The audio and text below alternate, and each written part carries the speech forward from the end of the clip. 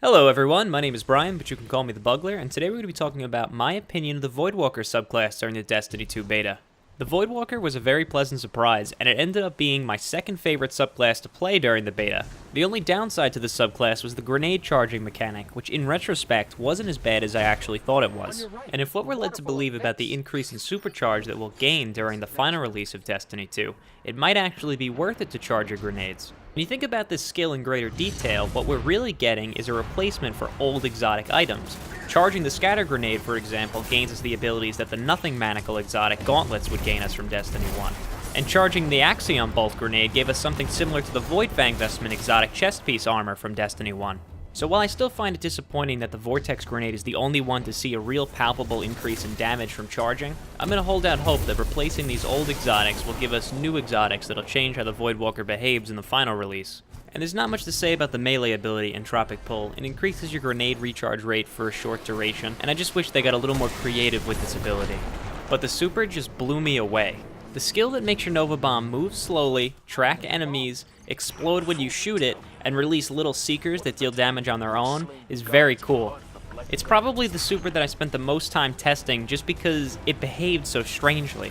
I initially chalked up the strange behavior to inconsistency, but as I began to test it more and more, I realized that the inconsistency was consistent.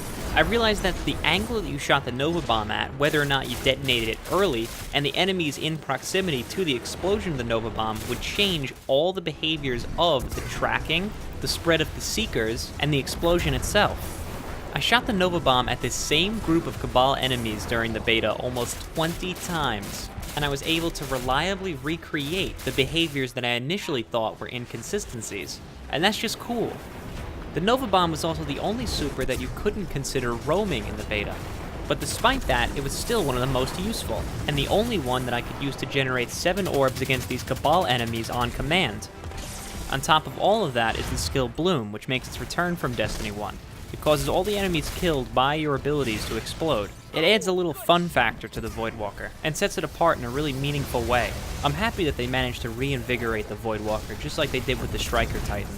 I'm going to put a little side note here too. I was really skeptical with the way that the new skill trees were going to work in Destiny 2, but with the Striker and the Voidwalker we see where this new system can succeed, and with the Sentinel we see where the new system can fail. In Destiny 1, high-level play relied greatly on the skills that you picked in your tree, but in some instances this can be considered a failing. When it comes to skill optimization, it's really hard to trust random players with picking what is best for you and your team without communication. And I've had instances where even with communication, some players flat out refuse to change skills because of some perceived notion that the skills they had picked would be better for the team, even though they weren't. So sometimes taking control out of a player's hand and assigning them skills that have the best cohesion with each other might actually be better for team play overall.